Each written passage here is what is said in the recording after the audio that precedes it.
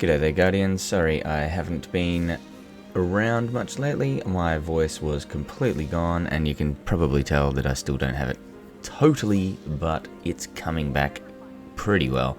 Anyway, it is Xur's day. You can tell here we are in the tower, and Xur is just over here behind Arak Jalal in the tower. So let's go and have a look. I've spawned into the tower. You can see the marker if we tag him.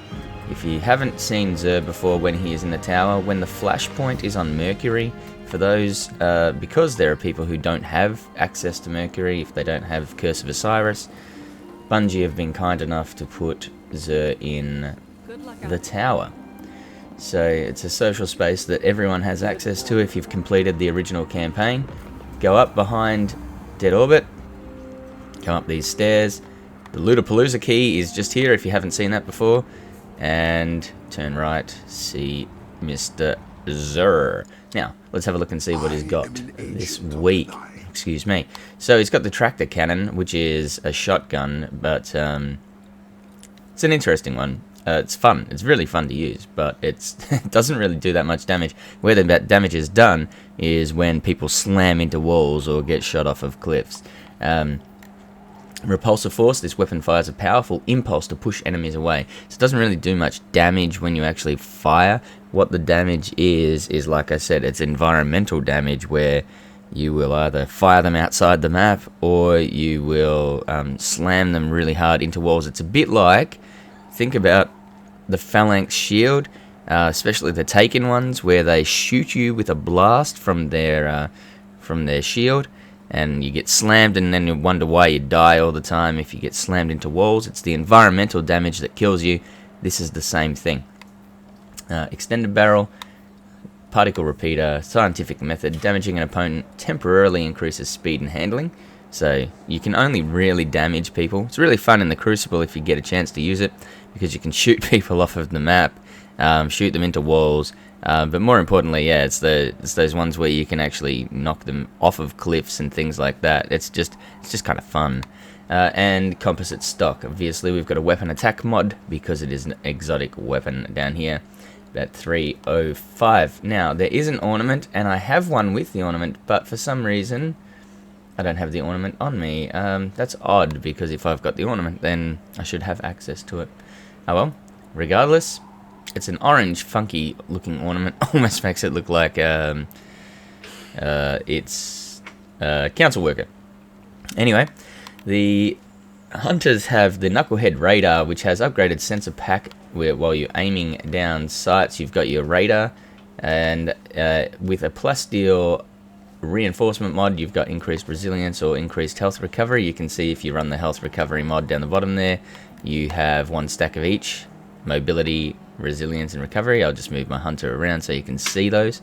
And obviously increased resilience if you've got it up there, with an impact absorption mod, which is funny because we've already got 2 stacks of resilience, and this adds you basically a 3rd stack. Even though you can't see it on there, it gives you that increase to resilience as well.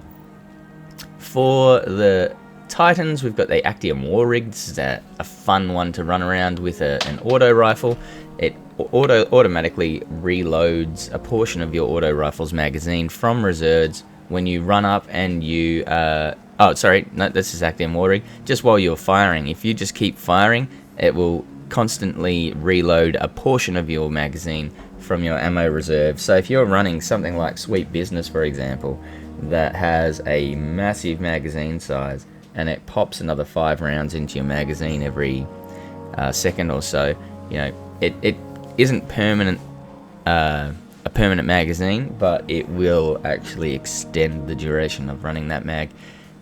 Quite handy if you're running auto rifles on boss damage or something like that.